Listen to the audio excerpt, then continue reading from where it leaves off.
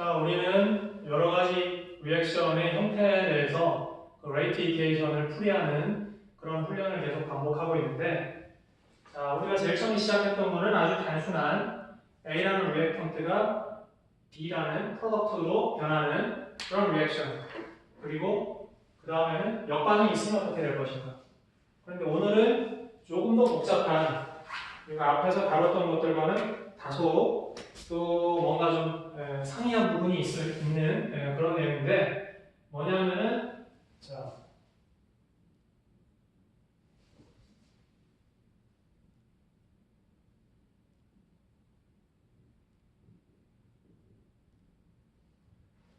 컨세큐티브 리액션, 그러니까 연속적인 어떤 리액션입니다.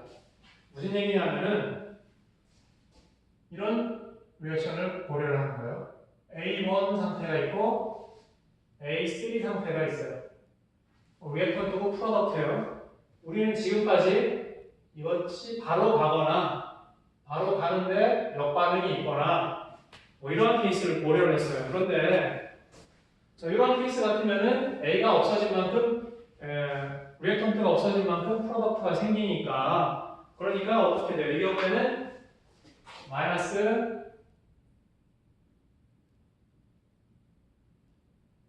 A1A 농도의 변화량과 A3 프로덕트의 농도의 변화량이 그 크기가 같습니다. 다만 리액턴트는 없어지고 프로덕트는 생성되니까 부호만 반대일 뿐, 이런 관계가 늘 성립했었는데, 그런데 이게 아니라 이제는 A2라는 중간선이 하나가 생성이 돼요. 그래가지고 A1에서 일단 A2로 변했다가 A3로 변하는 경우입니다. 자, 역반응은 고려하지 않을게요. 역반응 고려하면 더 복잡해지기 때문에 일단은 역반응은 고려하지 않고 이런 상황입니다. 그러면은 이제 이 관계가 성립하지 않습니다. 왜냐하면은 A1이 없어진 만큼 A3가 생기는 게 아니라 A2도 일정 부분 생기기 때문에 이런 관계가 성립하지 않죠. 이것을 염두에 두고, 그렇다면은 각각의 리액턴트 내지 프로덕트의 농도의 변화율은 어떤 식으로 기술을 해야 될 것인가. 자, 첫 번째로 A1에 대해서 한번 볼까요? DT분의 DA1을 한번 생각을 해봐요. A1의 농도의 시간에 대한 변화율은 어떻게 될 것인가 하는 것인데, 자, A1은 어쨌거나 A3는 고려 안 해도 돼요. A1이 A2로 변한다는 거예요. 그럼 여기는 놔두고 일단 이 안에서, 자, 여기를 레이트 컨스턴트를 K1, K2라고 이렇게 표시를 해줍시다. 요거는 고려할 필요가 없어요. 일단은 A1은 어쨌든 A2로 변합니다. 그러니까 여기에서의 속도를 고려해주면 되는 거죠. 그러니까 이것은 전부 first order라고 가정을 하겠습니다. first order reaction이라고. 이러한 케이스, 더 세컨드, 서드 오더는 복잡해서 못 풀거든요. 그러니까 퍼스트 오더만 고려를 할게요. 자, 여기서 이 A1의 농도의 변화율은 이렇게 됩니다.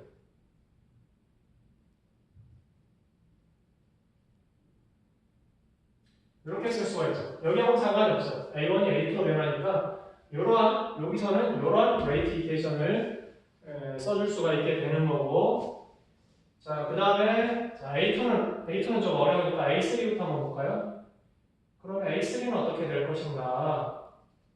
A3의 농도의 변화율은, 자, A3의 농도의 변화율은 여기하고 상관없어요. 어쨌든 A2가 A3로 바뀐단 말이에요. 그러니까 A2에서 A3로 바뀌는 이러한 리액션이니까, K2에 A2, 자, 요 속도와 요 속도, 이러한 등식이 성립하겠죠.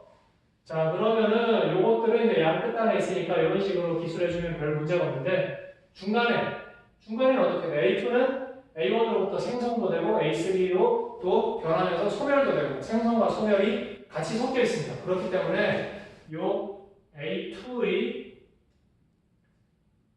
농도의 변화에 대해서는 이것은 생성 소멸을 다 생각해줘야 돼요. 그러니까 먼저 K1, A1에 의해서는 생성이 되는 레이트이 있고 그 속도에서 없어지는 레이트를 빼줘야 돼요. 그러니까 K2에 A2 이런 레이트를 빼줘서 이 두 개의 차에 의한 넷 레이트를 A2의 변화율로 연결을 시켜줘야 되는 거죠. 이렇게 세 개의 이퀘이션이 정해지게 됩니다. 그럼 이 세 개를 어떤 식으로 이제 풀어낼 건가? 풀이 과정이 이제 필요한 것인데, 자, 첫 번째로 하나씩 이제 격파를 해봅시다. 첫 번째로 요식 한번 볼까요? 요식 우리가 풀 수가 있어요, 그죠?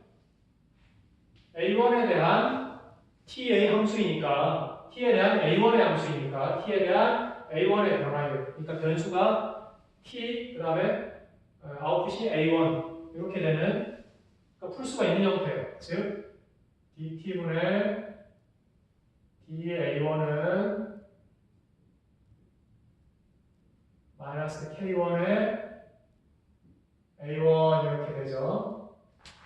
뭐냐면은 DT분의 DF는 마이너스 KF다. 이런 형태예요, 그죠? 이런 형태니까 충분히 풀 수가 있는 거죠.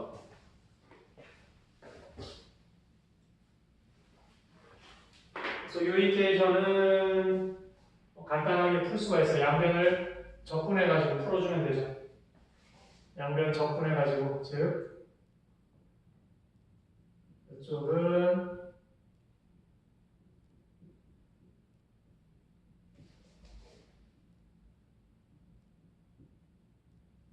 잘못 썼네요. A1을 저쪽으로 모아야 되니까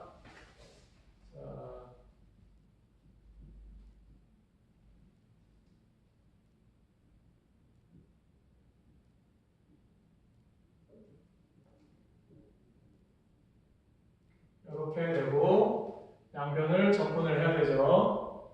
t가 0에서 t까지 변할 때 A1은 A1의 0에서 A까지, A1까지 변했다. 이렇게 될 수가 있는 거죠. 자, 그러면은 여기서부터 A1은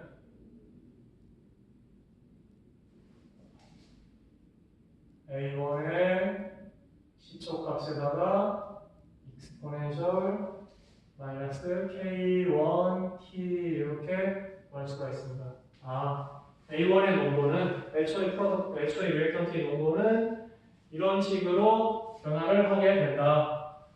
자, 이렇게 A1의 농도를 T에 대한 관계로 함수로 풀어낼 수가 있습니다. 자, 그러면 이제 두 번째는 A2에 대한 것인데 A2가 조금 어려워요. 여러분들 잘 주의 깊게 좀 풀이 과정을 봐주시기 바랍니다. DT분의 D A2 자, 요것이 어떻게 되냐면 이렇게 돼 있어요. 자, 이렇게 돼 있는데 A1은 구했단 말이에요. 그리고 A1에다가 우리가 구한 이 형태를 대입을 해볼게요. 그러면은 어떤 형태가 되냐면은 K1에다가 A1 대신에 저걸 대입해주면은 A1 제로, 그 다음에 익스포넨셜 마이너스 K1T 이렇게 되겠죠. 그 다음에 뭐 뒷부분은 우리가 건드릴 수가 없어요. K2에 A2 이렇게 됩니다. 자, 이런 형태가 되어 있어요. 그러면은 일단 A2 하나로다 변수를 A2와 T만의 함수로 만드는 데는 성공을 했어요. A1 제로, K1, K2 이런 건 다 콘스탄트니까. 그러니까 A2에 대한 함수가 됐는데 이 형태를 좀 풀기가 만만치가 않습니다. T가 여기 들어가 있어가지고 풀기가 만만치가 않아요. 그러니까 이 함수를 어떻게 풀 것인가 하는 건데 자, 자세히 보니까 A2라는 함수를 T로 미분을 했는데 A2가 나와요. 물론 여기 익스포넨셜이 또 들어가 있죠. 함수가 나왔어요. 그러면은 어쨌든 A2라는 함수를 t로 미분했더니 이런 형태하고 자기 자신이 나와. 일단 자기 자신이 나오는 함수는 미분해서 자기 자신이 나오는 함수는 익스포넨셜 함수가 있죠. 그러니까 A2의 농도를 익스포넨셜 함수, t의 어떤 익스포넨셜 함수의 형태로 가정을 할 수가 있고 거기다가 미분해서 또 이런 형태로 나와줘야 됩니다. 그렇기 때문에 자, 요 A2의 형태를 이렇게 가정을 합니다. 이렇게 미분해서 자기 자신이 나오는 함수 이런 미분 방정식 풀 때 익스포넨셜 함수의 형태로 가정해놓고 풀이하는 이런 풀이 과정, 미분 방정식의 풀이 과정을 여러분들이 공업 수업에서 다뤘을 거라고 생각이 되는데 자 여기서 A2를 그래서 이런 식으로 C1은 뭐 그냥 임의의 컨스턴트예요. 언노운 컨스턴트예요. 우리가 앞으로 구해줘야 될 컨스턴트입니다. 마이너스 K1T 그 다음에 C2의 익스포넨셜 알파 T다. 이렇게 이 형태로 가정을 해줄게요. 이렇게 돼야 되는 이유는 일단 이 부분은 이 익스포넨셜 함수로 가정을 해야지 미분을 해도 자기 자신의 형태가 나오기 때문이고 이 부분은 이러한 익스포넨셜 형태가 나오려면은 이 부분을 품고 있어야 되는 거니까 그래서 이러한 형태로 가정을 해서 C1, C2를 구해주면 A2를 알 수가 있게 되는 겁니다. 이렇게 가정을 해줘요. 이렇게 가정을 해주고 요거를 갖다가 여기다가 대입을 해주는 겁니다. 이제 자 대입을 해주기 전에 나중에 대입을 할 거예요. 대입을 할 건데 일단 이렇게 가정을 해놓고 여기서부터 요 t에 대한 미분 형태를 구해볼까요? dt분의 d a2를 구해봅니다. 자 구해봐요. 자, 요 형태로 놓고 요 형태를 t로 미분을 해보는 거예요. 요거하고 맞추는 거죠. 미분을 해보면은 그럼 여기서 미분을 해주면은 자 c1에다가 마이너스 k1이 내려오고 익스포넨셜 마이너스 k1t 앞부분은 이렇게 미분이 됩니다. 그 다음에 뒷부분은 플러스 알파가 내려오죠. 알파 c2 익스포넨셜 알파 t 이렇게 돼요. 일단 이렇게 가정을 하고 미분을 하니까 이렇게 되죠. 그런데 요거를 갖다가 이번에는 이 A2에다가 대입을 한번 해줘요. 대입을 해서 이 부분을 써주면은 그럼 여기는 어떻게 돼요? K1에 자, A1 제로의 익스포넨셜 마이너스 K1T 그 다음에 A2에다가 대입을 해주면은 자, 마이너스 K2에다가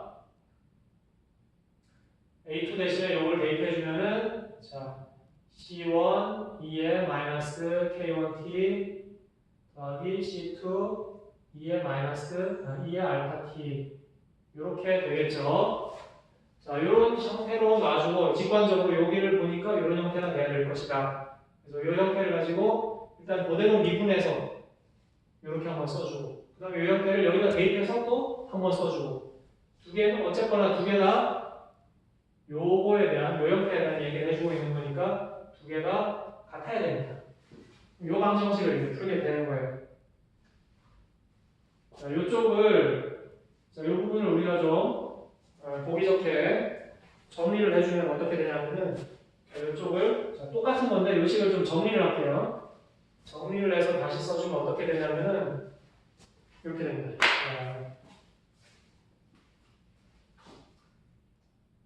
K1 A1 0 빼기 K2 C1에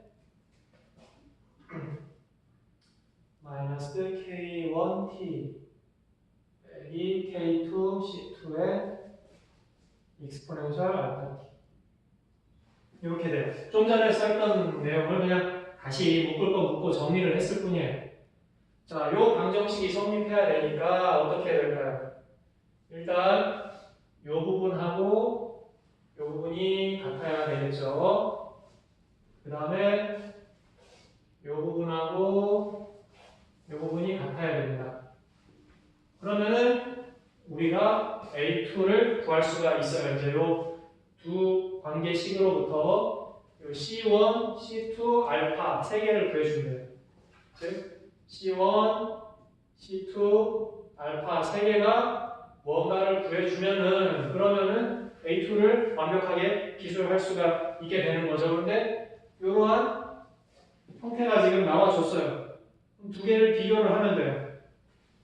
요거하고 같아야 되고 요 부분하고 같아야 됩니다. 자, 그러면은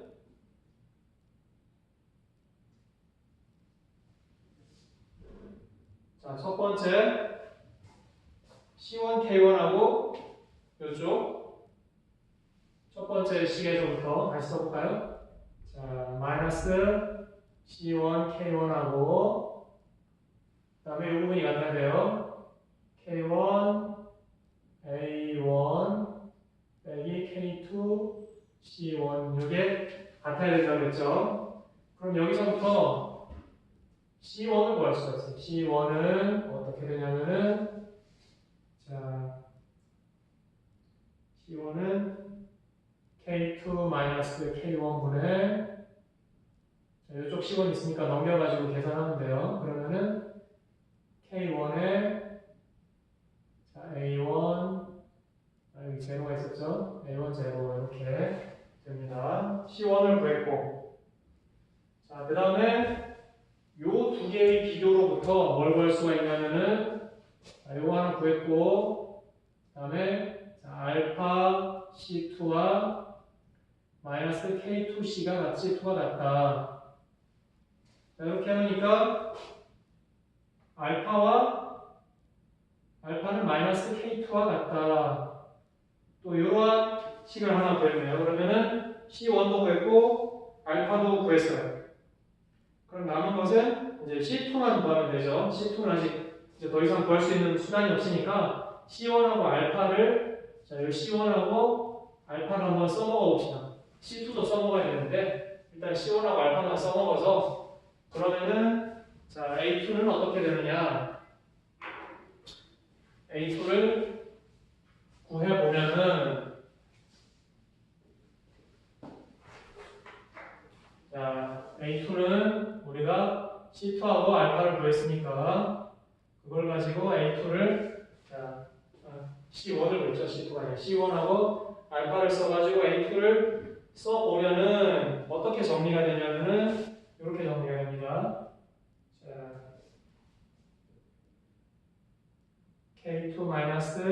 K2-K1분의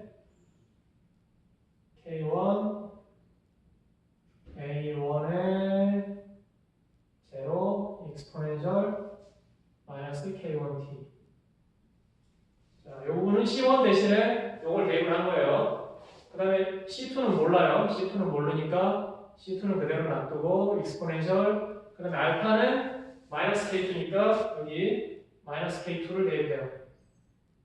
자, 이렇게 구해줬고 C2를 아직 못 구했어요. C2만 구하면은 A2를 다 구할 수가 있는데 C2를 아직 못 구했네요.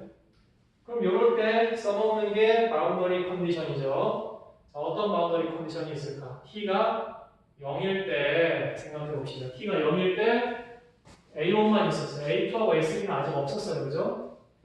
즉 t가 0일 때 A2의 농도는 0이어야만 합니다. 그러면은 여기다 0을 대입해요. t에 0을 대입하고 A2에도 0을 대입해요. 0, 0, 0 대입하면은 C2에 대한 관계식을 구해줄 수가 있습니다. 그래서 구해보면은 C2는 얼마나 되냐 하면은 C2는 K2 마이너스 K0 이거 어려운 거 아니에요. 단순한 산수입니다.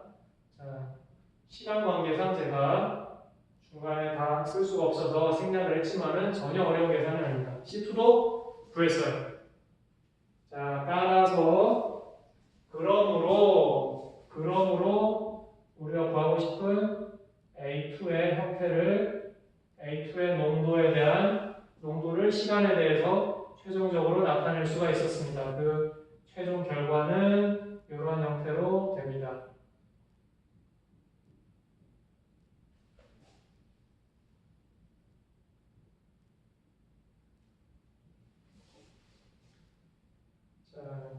K2, K1 이런 것이 묶여져 나오니까 이렇게 이렇게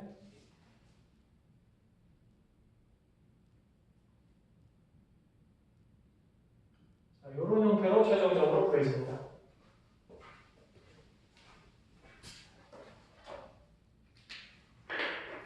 자, 이렇게 해서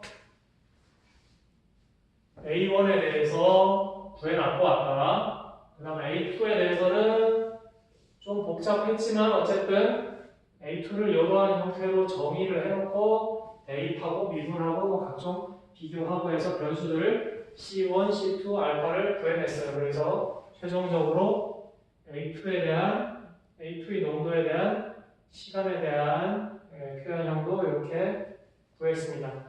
자, A1에 대해서도 풀었고 A2의 농도에 대해서도 시간의 함수로 나타냈어요. 풀어줬습니다.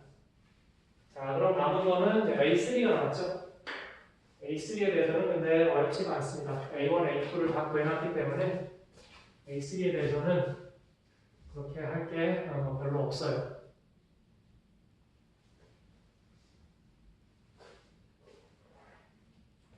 자, 세 번째 A3 자, 1번, 2번, 자 3번 A3 A3는 이렇게 하면 돼요. A3의 농도는 어떻게 해야 되나? 그리고 처음에는 A1 제로만 있었어요. 근데 이게 A1과 A2와 A3로 다 달라졌단 말이에요. 근데 1대 1대 1이니까 결국은 A1의 농도와 A2의 농도와 A3의 농도를 다 합치면은 이것이 원래 A1만 있을 때 A1 제로의 농도하고 같아야 되는 거죠. A1이 이제 없어지면서 A2, A3가 생겼으니까 이러한 이퀘이션이 성립해 줘야 되는 거죠. 그렇다면은 다시 우리가 구해야 되는 건 A3니까 A3에 대해서 써주면은 이것은 A1의 제로에서 A1의 농도와 A2의 농도를 빼주면 됩니다. 근데 A1의 농도 구해놨죠? A2의 농도도 구해놨어요. 그러니까 여기다가 각각의 형태, 구해진 형태를 대입만 해주면 되죠. 그러니까 이거는 뭐 단순 작업이에요. 대입해가지고 정리만 하면 됩니다. 정리를 해보면은 결국은 이러한 형태만 남게 됩니다. A1에 자 이건 뭐 산수도 아니고 그냥 좀 지루한 작업이에요. 그냥 정리하는 작업만 해주면 됩니다.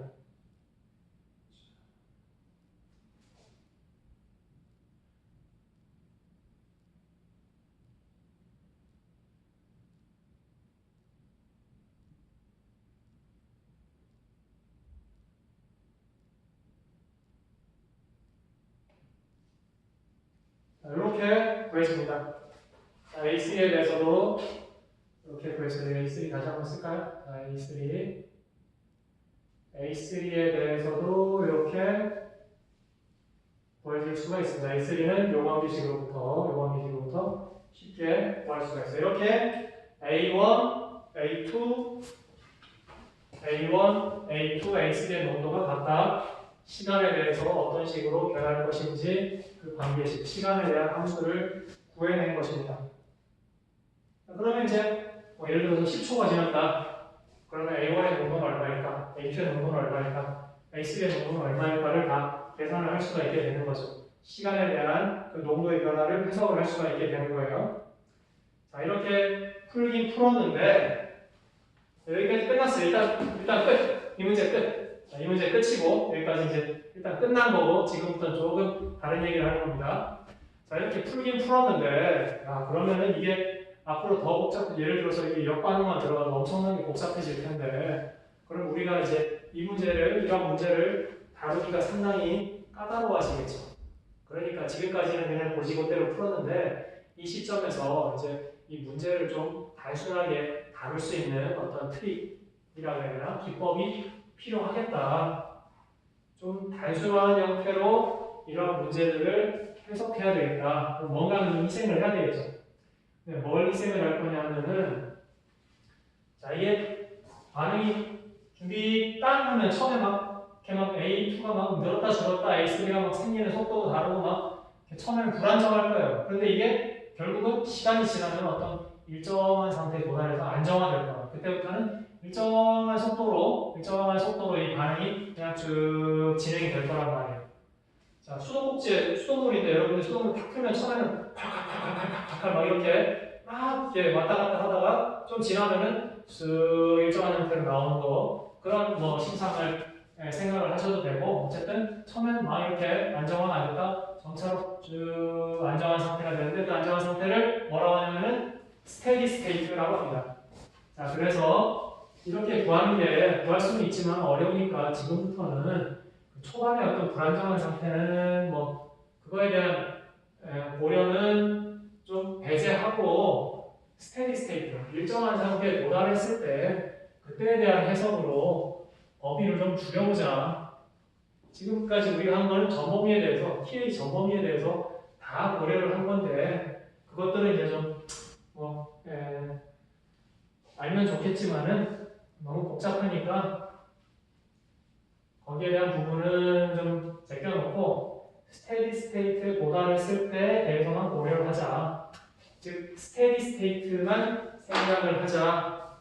이것이 뭐냐 하면은 스테디 스테이트 어프록시메이션이 되겠습니다.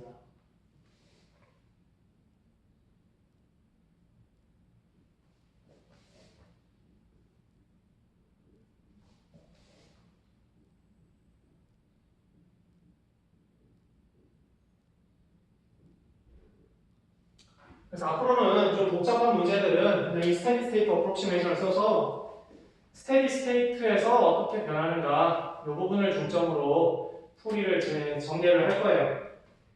그러니까 지금까지는 그냥 이거 신경 안 쓰고 그냥 다 임의의 t에 대해서 했는데, 지금부터는 스테디 스테이트 어프록시메이션을 적용할 것이다.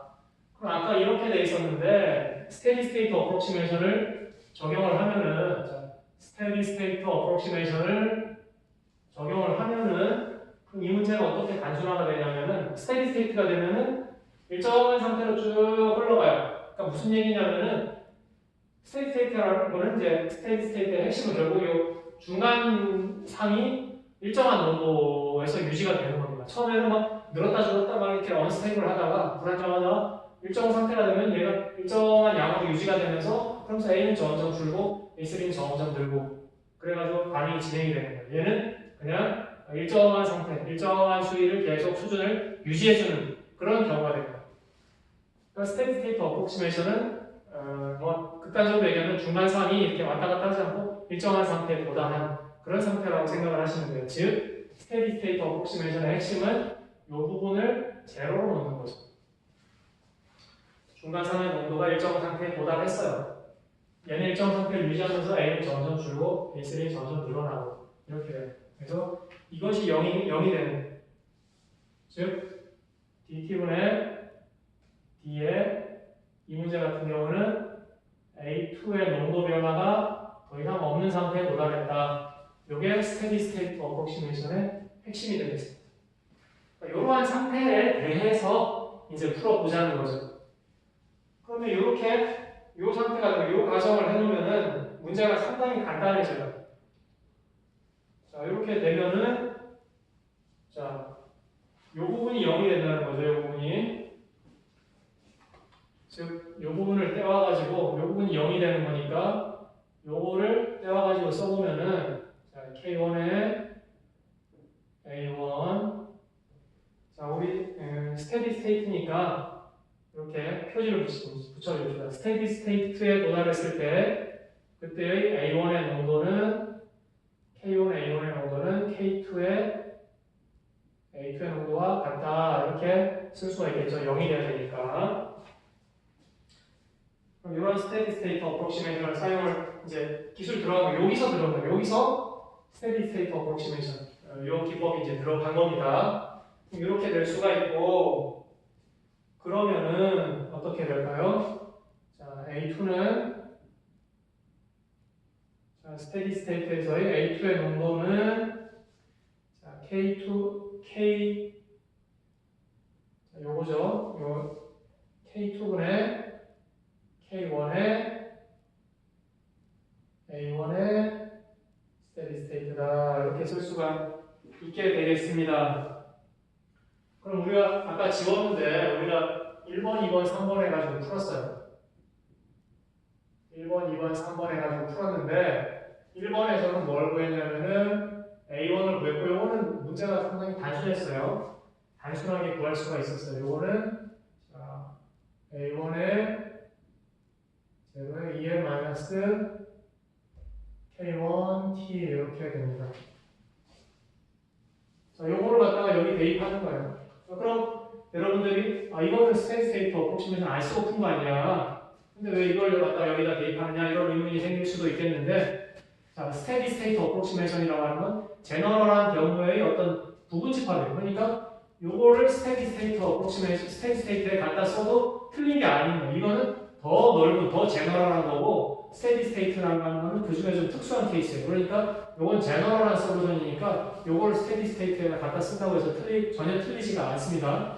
그러니까 요 관계식을 A1에 대한 표현형을 여기다가 대입을 해줘요. 그러면은 요 A2는 아까 우리가 A2 구하는 게 굉장히 어렵습니다. 막 미분 방정식 풀고 뭐 그 익스포넨셜 함수로 이렇게 가정하고 막 그래가지고 C1, C2, 알파 구하고 그렇게 굉장히 어렵게 풀었는데 이제는 스테디 스테이트 어프로치메이션을 사용하니까 A2에 대한 농도를 그냥 A1에 대한 농도를 대입만 해주면 돼요. 그러니까 어떻게 되느냐 이렇게 해주면은 K2분의 K1에 그다음 요거 대입해주면 되죠. 자, A1 제로 exponential 마이너스 K1T 이렇게 단순화됐네요. 아까는 상당히 복잡했는데 이제 스테디 스테이트 어프로치메이션을 쓰니까 A2를 간단하게 구할 수가 있어요. 그래서 A2에 대한 표현형은 이거는 K2분의 K1의 A1의 제로 익스포넨셜 마이너스 K1T가 된다. 그 다음에 A3에 대한 거는 자, A3는 우리가 아까 그랬던 방식하고 똑같아요. 자, A3는 근데 이제 A3는 A1의 제로에서 A1과 A2를 농도를 빼주면 되는 거였어요.